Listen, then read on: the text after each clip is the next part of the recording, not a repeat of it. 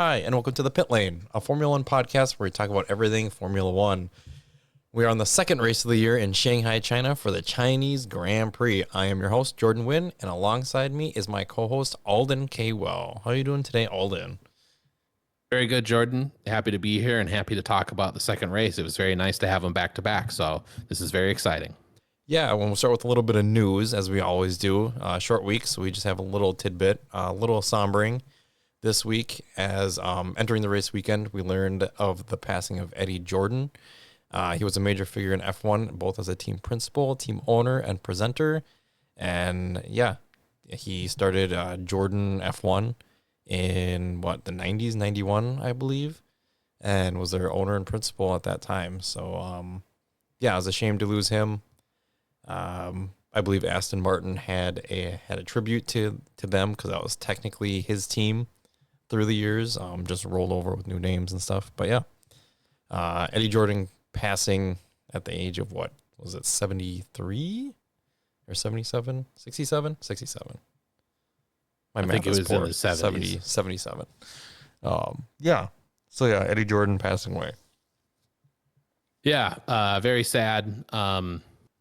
He was a big figure in F1, as you mentioned, both as a team principal and owner.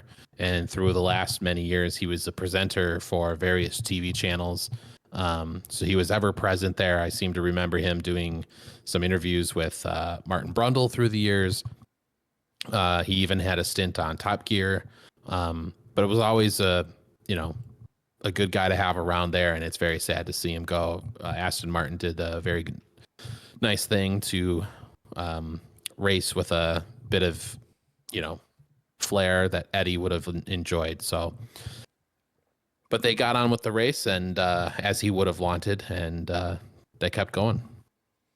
Yeah, which will bring us into the raced weekend. Like I mentioned before, we're in China. It was a sprint weekend, so the format goes as such. We have FP1 on Friday, followed by sprint qualifying, which is a shortened qualifying session, followed by the sprint race Saturday morning, and then qualifying Saturday afternoon, with the race being on Sunday. The entire track was resurfaced in 2024. They were hoping the track would be faster as a result, but they needed to get some rubber put down first. Bringing us into FP1, there were lots of offs at the beginning. I know Alex Albon went off in turn one, as well as Charles Leclerc. More went off on after the long straight to turn 14 into that hairpin.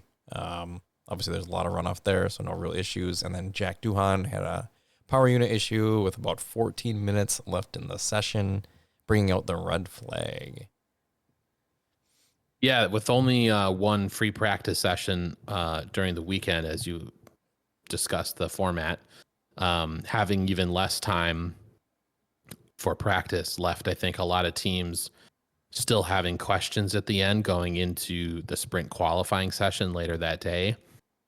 Certainly Jack Doohan lost a fair bit of time with 14 minutes left in the session. He lost what was left, but all the other drivers, since there was a red flag, had to go into the pits. They lost that time as well.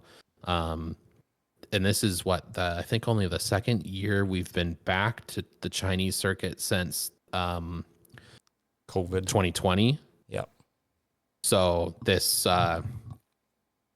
certainly, I don't know if all the drivers or all the teams have all that much data, and with it being resurfaced, there's just left a lot of questions. So valuable time was lost, but on to the sprint qualifying we went.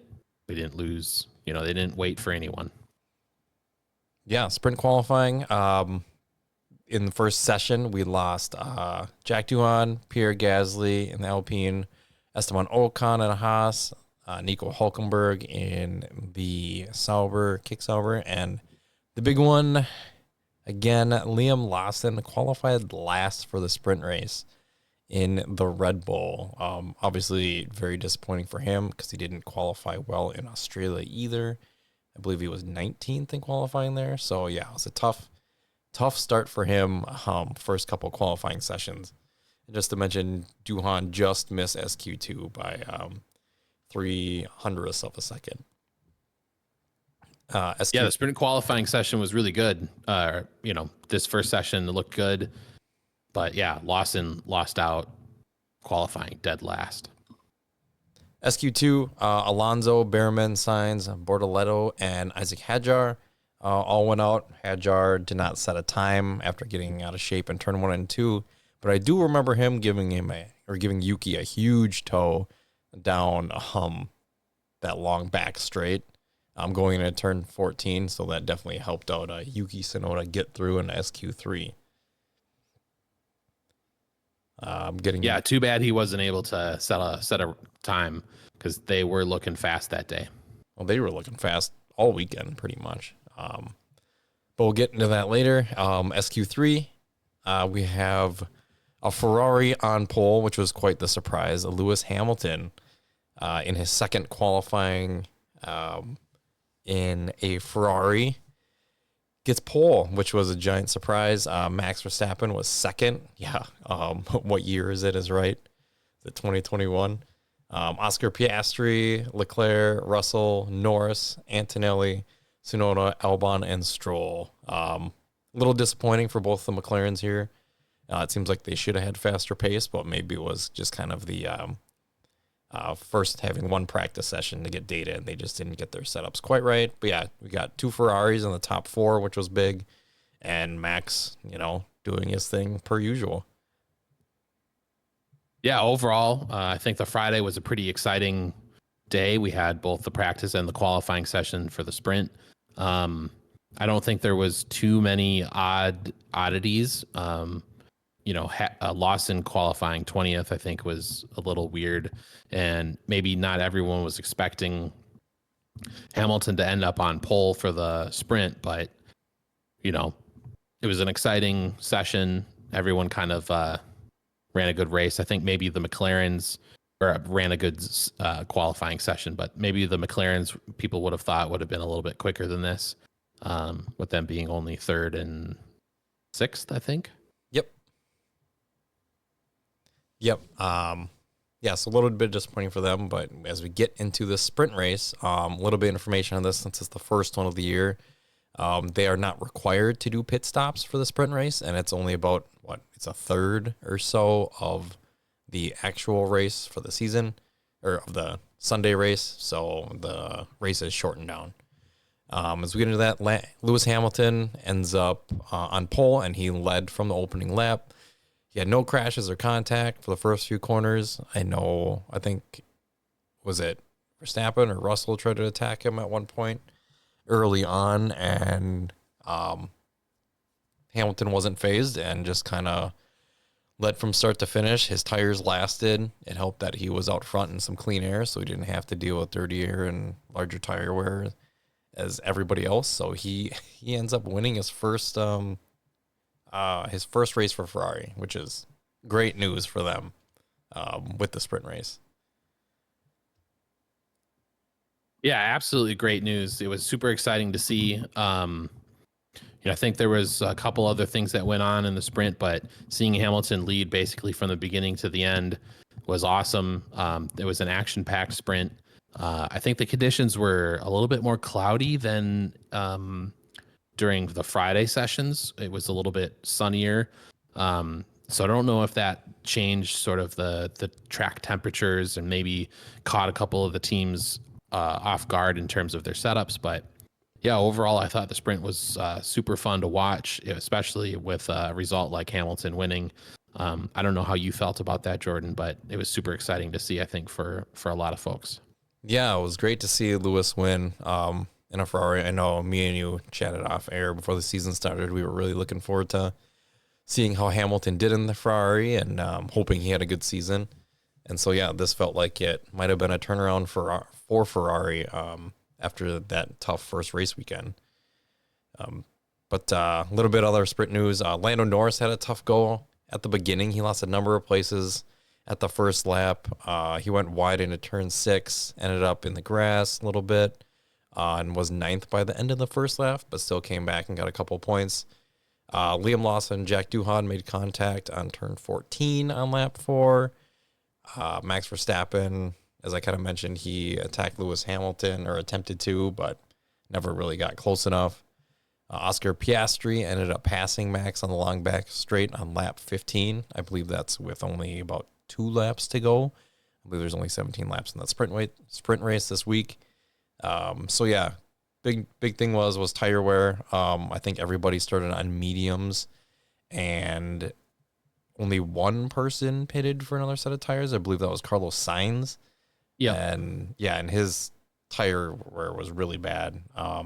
And same with Lando Norris's, but I think Lando pushed them a little too hard to try and get those places back initially. Just burned them up. So yeah, tire was the big concern heading into the race on Sunday. But yeah, we'll get into that, as everybody kind of expected to at least do a 2-stop, was kind of everybody's opinion going into the race. But yeah, that was pretty much the sprint.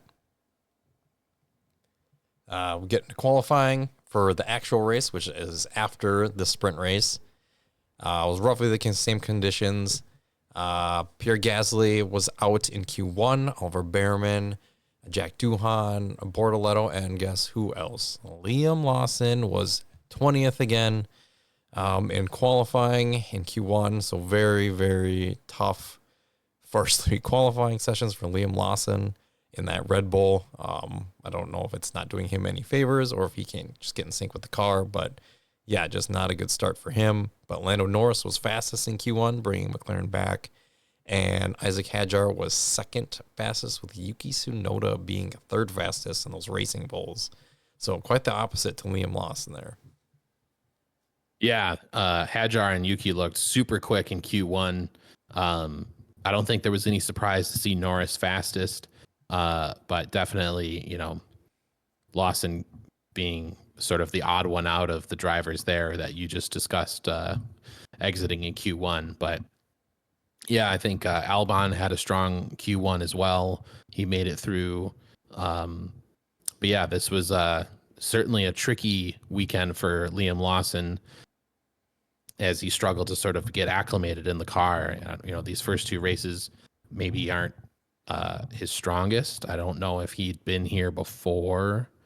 Can't remember. I know that they discussed it a little bit during the. He had not been to China. Okay. No. And what has he been to Australia before? Did he race there in F2 or in another series? I don't think so. Okay. So not necessarily excuses, but some explanations about it could be. But yeah. Getting into Q2, Esteban Ocon was out, Nico Hülkenberg, Fernando Alonso, and Lance Stroll in the Astons, and Carlos Sainz. The Racing Bulls were fast again in Q2, obviously qualifying for Q3, and Sainz struggled to find the same pace as Albon, again in both qualifying sessions this week. He had a lot better qualifying in Australia, so maybe Sainz just struggling with the setup with the Williams this weekend. But yeah, Albon looking good in Q2. Gets us into Q3. Many of the drivers did not improve on their second laps in Q3. It was the conditions might have just changed. Sounded like the wind picked up quite a bit. But Oscar Piastri on pole. It's his first pole in a GP. He's had some in the sprint races previously, but this is his first proper Grand Prix pole position. So good for him and McLaren, getting the pace out of the car that they kind of expected going into the season and this weekend. So good for them. George Russell came out of nowhere to get second in that Mercedes. Lando Norris third, Max Verstappen fourth, Lewis Hamilton and Leclerc fifth and sixth on the Ferraris. Isaac Hadjar qualifies Yuki Tsunoda in P7, Kimi Antonelli in P8, Yuki Tsunoda P9, and Alex Albon 10th. Yeah, a lot of the familiar names there, sort of in the top 10 as we've come to sort of see them there over the last few years. But Russell did come out of absolutely nowhere to get that second place for the starting grid. That was such a good lap for him. I think he set personal bests in every sector. Yeah, like you mentioned, we got some of the rookies there, Hadjar and Antonelli, coming up with some really fast laps. The Racing Bulls, both of them were in Q3 here. That was very impressive from them. They really found either some pace in the car, or maybe their car was well suited to the circuit, or maybe they were just really dialed in with the tires. Who knows? but yeah, it was really difficult at times this weekend to identify some of the drivers because a lot of them did special helmet designs. And so as they were going around, sometimes it was a little bit difficult to see who was in the car. And it really threw me for a loop when all of a sudden Russell was second. I thought for a second that it was Antonelli, but I was mistaken and it ended up being Russell. But yeah, that was crazy. It was a very good qualifying session, to say the least. Yeah, definitely entertaining. Like you said, no real giant surprises, but it's good to, other than maybe seeing George Russell there. But yeah, good to see another solid qualifying session. This brings us to the race. We kind of mentioned that everyone was kind of expecting some high tire wear going to the race just based on the sprint race. And a lot of people started on mediums again. A few towards the back started on hard tires, like Lance Stroll. But yeah, let's get into the race. Oscar Piastri starting on pole with Max next to him. They both got pretty good starts, but Piastri was able to just cut Max off going to the first corner. Lando Norris ended up right behind Oscar Piastri after the first turn. Sorry, he was blocking George Russell, excuse me, not Max. Losing my mind here, tired. But yeah, Oscar Piastri just almost led wire to wire, kind of anticlimactic. But yeah, he basically took the lead, or was in the lead from the get-go. You know, when all the pit stops were circulated, he was back in the lead and just kind of ran away with it. For what I believe it's his third victory of his career, a third Grand Prix victory. Yep. Which is great news for him. Gets him a lot of points this weekend as he finished second in the sprint race and he wins the Grand Prix. So it kind of catches him back up to Lando quite a bit after his off in Australia. So good confidence booster for him and a great weekend to kind of make sure he's still in the championship. I know it's early, but make sure he's close in the championship race so he's not too far away from his teammate. Yeah, I think Piastri had a great weekend, like you said. You know, winning the race, qualifying for both sessions was really strong. Came away with a lot of points, but honestly, it was a good weekend for McLaren overall. You finishing, 1-2 in the race. It's just that's maximum points, especially. Well, maybe it's not that big of a deal, but there's no extra point for fastest lap this year. So they really maxed out the points for the race itself. Yeah, as you mentioned, Norris P2. He was comfortably in P2. I know Norris mentioned kind of in the post interviews that he was kind of saving his tires to maybe attack Piastri toward the end, but he ended up having some brake failure. They were starting to fail, and he ended up about 10 seconds back of Piastri, and probably if there was one more lap longer of a race, George Russell would have caught and passed him. Did not happen. Norris was able to bring it home safely, P2. And yeah, like you said, great weekend for McLaren, especially with the maximizing the GP. I mean, even if Russell had a few more corners, he might have been able to catch Norris. It was that close. Yeah, he was, I think in that last lap, he gained like 6 seconds on him or something like that. So yeah, it was getting dicey at the end.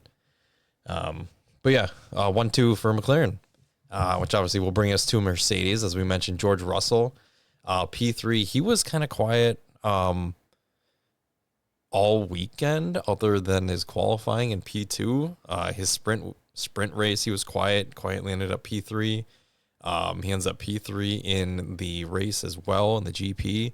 He held off Max at the end of the race, but he also almost caught Norris, as we mentioned. So yeah, he's doing well in that Mercedes right now. He's got to feel good. I believe he's third place in the championship right now, just behind Max. And yeah, he's really showing how he can be a number one driver for Mercedes. Absolutely. I think he really needed to stand up in that team, considering that they were getting such a young second driver. He's really met the challenge. I think there's been some, oddities in the first two races as will continue. But he's really separating himself from, I think, a lot of the other drivers, showing maturity, He didn't get a lot of camera time, I think, so it kind of looked like he was nowhere, but, scoring 15 points in Australia, scoring 20 points here in China over the sprint and the race. He's just like, he's racking up those points, and he's only 9 points off the lead of the championship at this point, which is very close. Again, like you said, there's only 2 races, but Russell is just, he's in the groove, even if the car is not necessarily the fastest car at any given point during a race weekend. Yeah, he's just doing everything he needs to do, really, with that car, and he's maximizing the results so far, which is what you want. His teammate Kimi Antonelli, he had a up close look of the Racing Bulls most of the weekend. In both races, I believe both of them were Yuki Tsunoda's rear wing. I'm sure he could tell you all the details about it if you asked him and maybe draw it up for you from memory. But yeah, he was behind Yuki in the sprint race pretty much the entire time. Couldn't get past him. And again, in the race, he was behind Yuki and Hajar most of the time until the Racing Bulls pitted for a second pit stop, which most of the field did not. But yeah, Kimi Antonelli ended up P6 in the end, which is good for him. He's had a good first 2 race weekends. No major issues, and yeah, he's just kind of pulling his weight right now, and he's 5th in the championship standings with 22 points. He was P4 in Australia and P6 this weekend, so good start for him in his F1 career. Yeah, absolutely. Echoing the same things you said, he's just really kind of really proven to, I think, everyone that he deserves the seat. He drove incredibly well in Australia during the rain, ended up having some incredible performance, making other drivers look slow, even though they were probably doing just as well as anyone else around them. But he was exceptionally fast during the race in Australia. Didn't really do anything wrong here this weekend in China. Can't recall how he finished in the sprint, if he scored points or not. But yeah, certainly got probably, I think we'll get into it a little bit later, but this P6 finish probably looks a little bit better than it really was. I think he finished the race P8, but did end up getting a couple more positions or points due to some things that happened ahead of him. We'll get to that later, but yeah, he's driven very well so far. Not necessarily as well as Russell, but showing that he deserves to be there. And this brings us to our next team finishing, I don't know how to say it, position. Red Bull, Max Verstappen was P4 in the race. He also started P4, I believe, as well. So no positions gained. He kind of, with the one stopper, he couldn't really make ground until toward the end. I think he probably held onto his tires better than most. I believe, did he pass anybody to get? Yeah, he passed Charles Leclerc to get P4. And yeah, he was trying to catch up to George Russell at the end as well, but couldn't quite get there. But yeah, I believe he maximized his car as well this weekend, and he's doing all he can to, try and keep pace with Lando Norris right now. Yeah, he's definitely outperforming the car.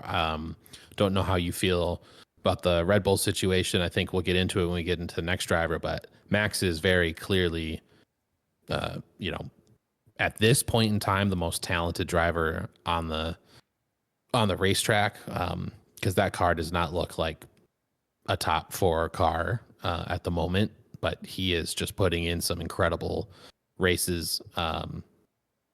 Only good praise for Max. He has a quiet weekend, but P4, yeah. I mean, he was in it for the sprint. He was in it for the race. He was closing down Russell. I think that car looked kind of good on low fuel, but they opted for the one stopper as well. And yeah, Max just had almost a flawless race aside from, P4. And this brings us to his teammate, Liam Lawson, who started, I think he started from the pit lane for the race, I believe. Is that right? Yeah, because they did some suspension changes on his car, I think. Yeah, that sounds right. Yeah, he kind of a tough race. He ends up P15 in the end. But then with some disqualifications, he finished P12. Also doesn't look as bad, but it just felt like he didn't have a whole lot of pace in the car all weekend. During the race, it didn't look good. The sprint race, it looked a little bit better than the race, I thought. But he was also, attacking a little bit more, I think. But yeah, no points the first 2 weekends, and that's, including 3 races and 3 qualifying sessions where he was P19, P20, P20. So not a great start to his Red Bull career. Obviously, it's not his F1 start as he was in Racing Bulls last year, but yeah, tough goal for him at the beginning of the season. Yeah, absolutely. I mean, you touched on a few things there. His 1 lap pace has been pretty poor so far. I think he'd be happy to admit that that's the truth.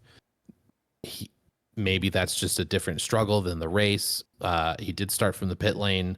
So he was basically the last one out. Maybe actually, I think Hulkenberg also started from the pit lane. So I don't know which one of them came out first. But actually, Lawson looked decent in the race. I mean, yeah, he was passing the likes of, the slower cars out there.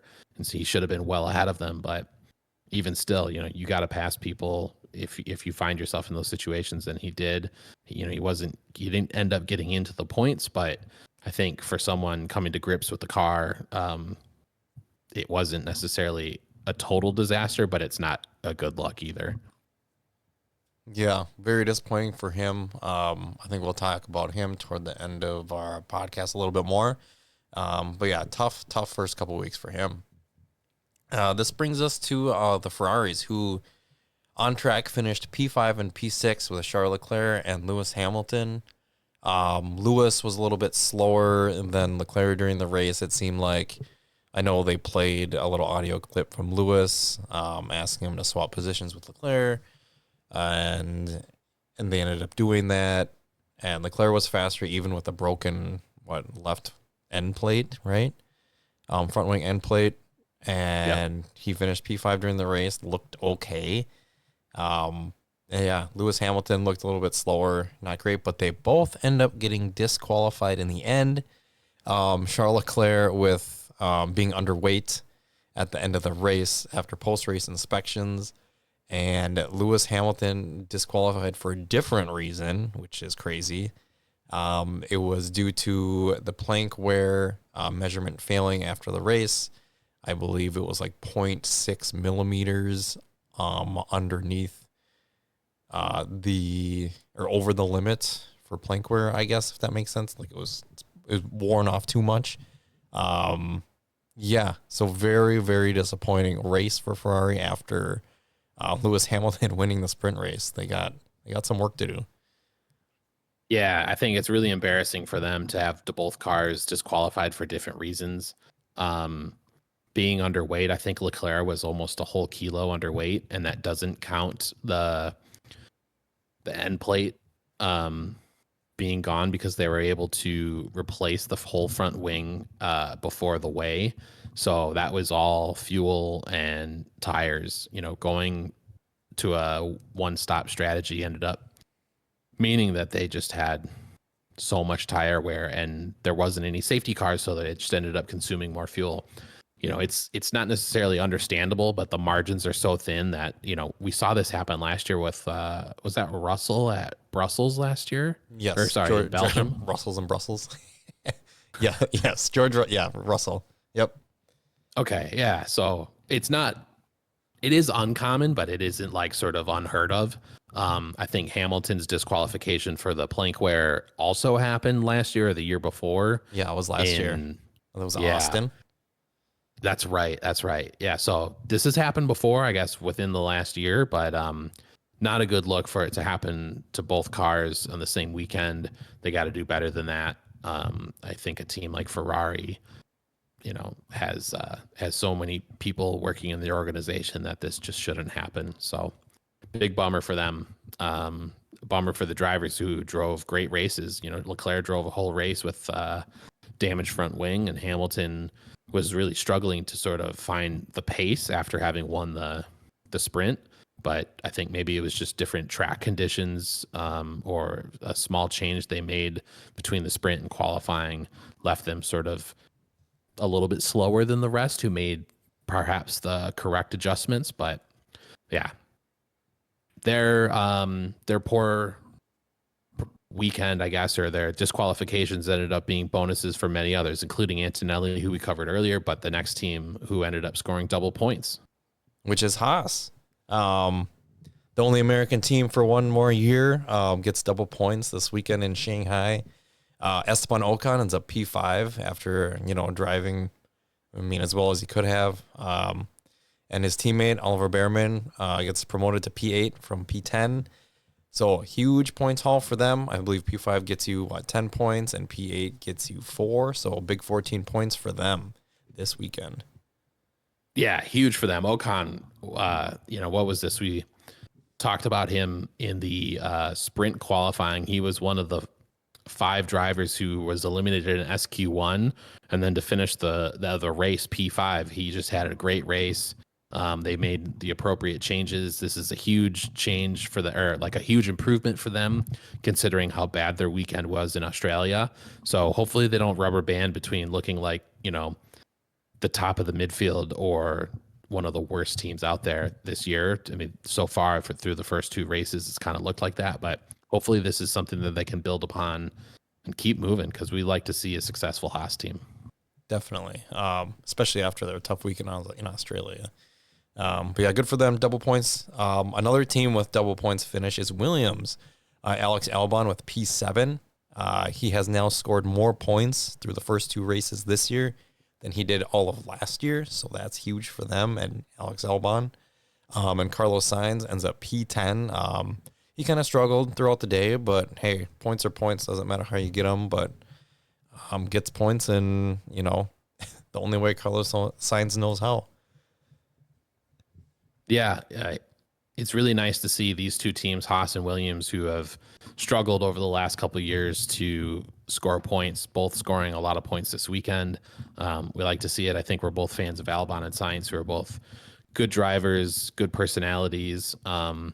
And yeah, we're both happy to see this. I don't know if you feel particularly special for any of these 4 drivers we mentioned, but yeah, Ocon, who didn't get a lot of screen time, was great.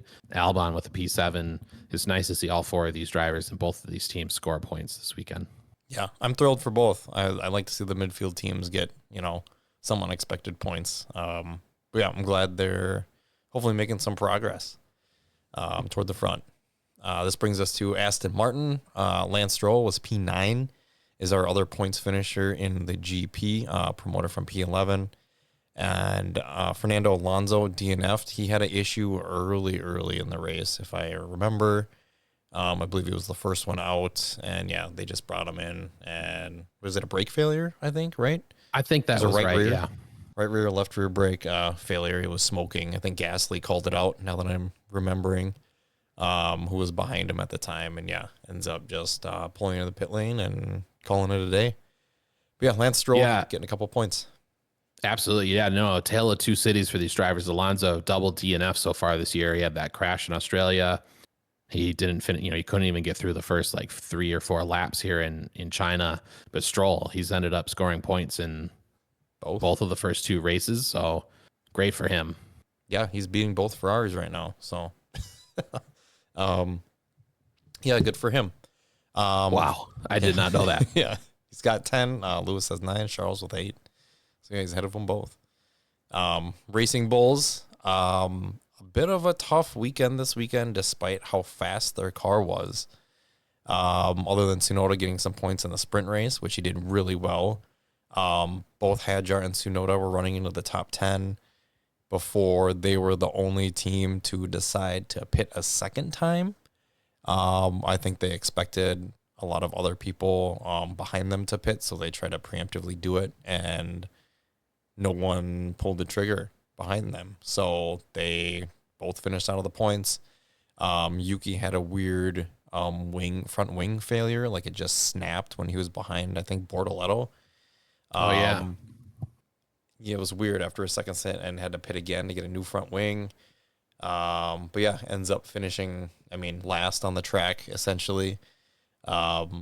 really no fault to his own. He was driving a great race. Hadjar out of the points in P11 also drove a great race, but their double pit stop, not double pit stop, but two pit stop strategy definitely did not pay off. And that's 2 weeks in a row that they got the strategy completely wrong.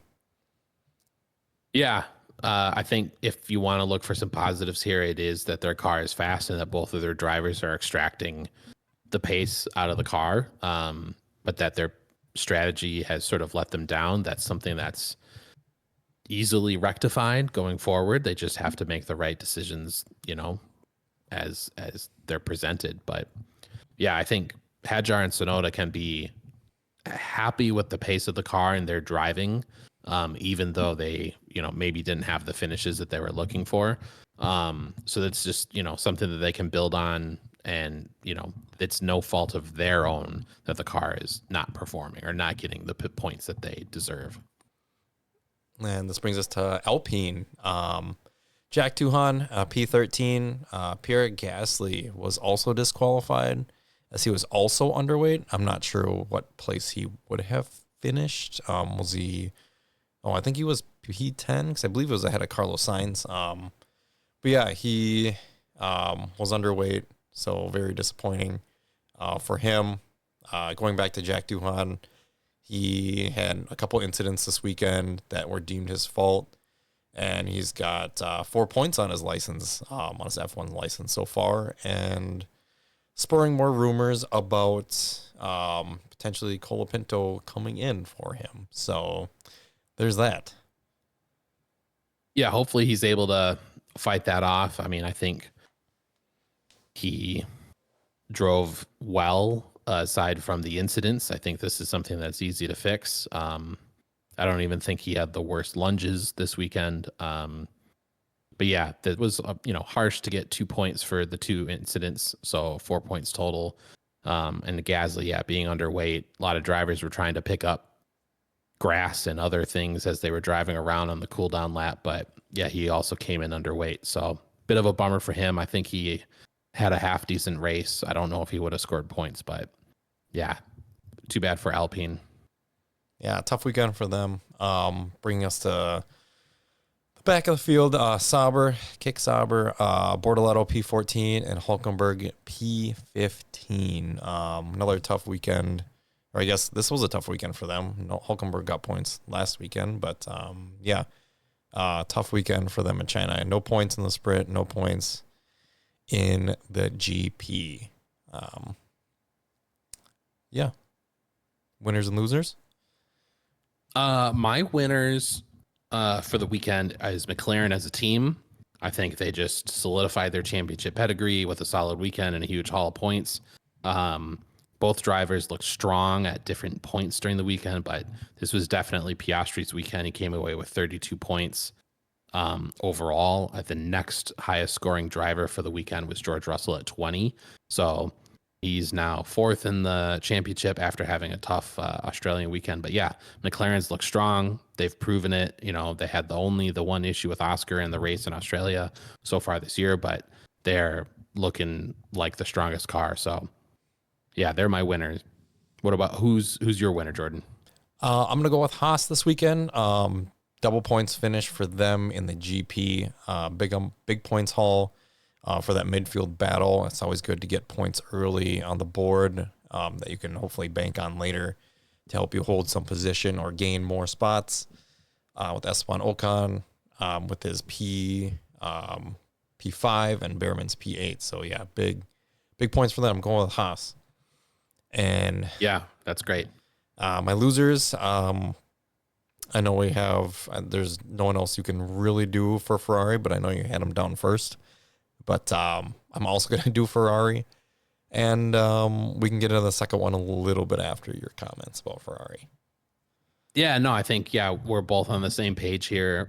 Ferrari's double disqualification, just sort of odd and confusing that a team like that could, have that issue. I know they don't have scales on the cars to know what the car weighs, but those types of margins it's they're cutting it a little too close, and maybe they just need to dial in and fine tune their strategy because they can't have disqualifications for both cars during a weekend when lots of people are thinking they might have the second fastest car, which you wouldn't know that through the first 2 races.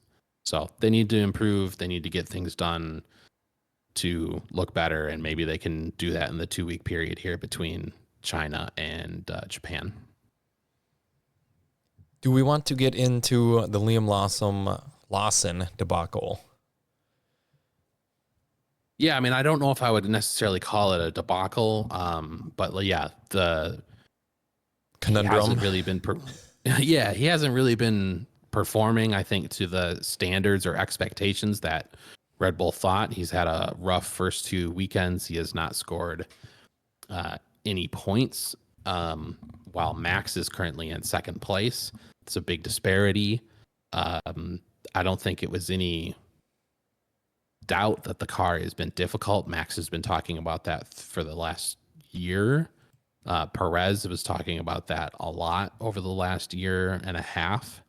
But it's just looking like maybe this isn't working out for either party. There's been some talk about whether or not he might be replaced, but I don't know. Do you think this is a good idea? Do you think they should give him more time, Jordan? I'm just really curious to hear what you have to say. I think since they put him in the car initially, they should have probably given him a little more time. I think I initially would have rather seen Yuki in the seat to begin with. But now that Liam Lawson's in the car, yes, he struggled obviously in qualifying. And he's had 3 dry qualifying sessions. The races have been okay for him in China. Obviously, Australia was tough for a lot of drivers. But I think I would like to see Liam stay longer than 2 races to see if he can, kind of get it together in a track that he knows. He ran Super Formula, which obviously is in Japan, so he knows Suzuka very well. Obviously, Yuki does too, as he's from there.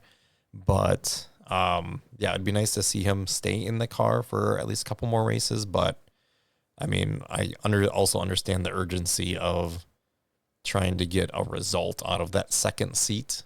And Yuki does come with more experience. He's been within the Red Bull family a long time.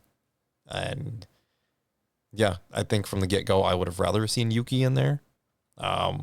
Take it as it comes. I don't know. I want to see Yuki in the seat. But I think Lawson should have gotten or should get a little bit longer as the rumors swirl about him getting replaced. Yeah, there's a lot of rumors right now. It's looking more likely that he will be replaced, but I totally agree with you. This is, Yuki probably should have been the driver in the car right now. Lawson had only had 11 race starts to his name before this year. It's asking a lot of a car that everyone knew was difficult to drive. Checo Perez was no slouch. He was a multiple race winner, and he was struggling with the car. You talk about experience, right? I don't think that's any guarantee that Yuki Tsunoda will be able to, drive the car, bring in points any better than Perez or Lawson, just because he's got, experience. We saw a driver with experience struggle last year. But I think ultimately this is perhaps a little, I don't know if embarrassing is the right word. That might be a little strong, but certainly shines a light on the Red Bull decision-making process that sort of, I think, leaves a lot of questions about the driver selection. Like, obviously Max is, a generational talent. He's a multiple championship winner. You got to find the right driver to partner with him. And so far that's over the last, 6-7 years, that's proven really difficult. So a lot of questions, I think, surrounding the decision-making process is where I would land ultimately on this. Yeah, no, I agree with you. I do believe the blame is completely on Red Bull's decision-making, whether it's the direction to go with the car or the driver hires and decisions at that point and who they're trying to pair with Max. Obviously, as you say, Max is generational talent. They try and build the car around him. Max's style is very extreme, is what a lot of people who have been there as his teammate before have said. And the harder you make it for that second driver to drive and get it closer to Max's driving style, as he likes it on edge, it becomes more difficult, for that second driver to be helpful. So ultimately, these decisions completely, I don't feel bad for Red Bull by any means. I do feel bad for those drivers who have been in that second seat and just kind of, I don't know how you say it, just have kind of gone through the ringer and been kind of thrown away very quickly. Albon was there a year and a half. Gasly was there for 12 races. Obviously, Perez was there for he was there actually for 4 years, and he was supposed to be a stopgap. But yeah, ultimately, this is all on Red Bull essentially. Yeah, we'll see what decision they end up going with. As there's no race this weekend. We have a break until the next race. It's I think a week from this coming weekend. So they'll, if there's an official announcement, that'll probably come out in the next couple of days. But otherwise, best of luck to both drivers. I don't know if, Yuki has points in his current car, so maybe he doesn't really necessarily want to go into that seat. But we'll see. We'll see what happens. The Japanese Grand Prix will certainly be interesting, to say the least. And we'll bring this into our driver standings. Lando Norris leads the championship with 44 points. Max at 36. George Russell third at 35. Oscar Piastri 34. So that's a tight mix at the top. Kimi Antonelli and Mercedes 22. Alex Albon and the Williams with 16 and 6th. Esteban Ocon with 10 points at 7th. Lance Stroll also with 10. Lewis Hamilton, Charles Leclerc, 9th and 10th place with 9 and 8 points. Nico Hulkenberg, 11th. Ollie Behrman, 12th. Yuki, 13th. And Carlos Sainz in 14th place. And everybody else doesn't have points, so won't even bother going through that. Team standings, McLaren with 78. Mercedes in second with 57. Red Bull, 36. Williams, 17. Ferrari also at 17. Haas has 14. Aston Martin with 10. Kick Sauber with 6.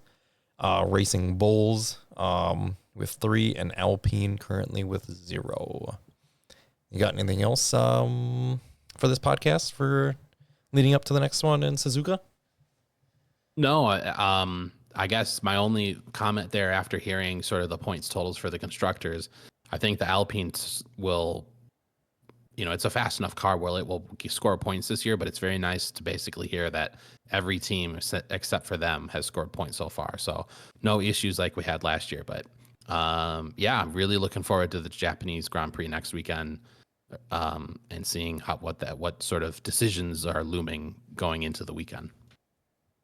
Well, this has been the Pit Lane, a Formula One podcast. This has been your host, Jordan Wynn and Alden Kaywell, and we'll see you after Suzuka in 2 weeks' time. See you later.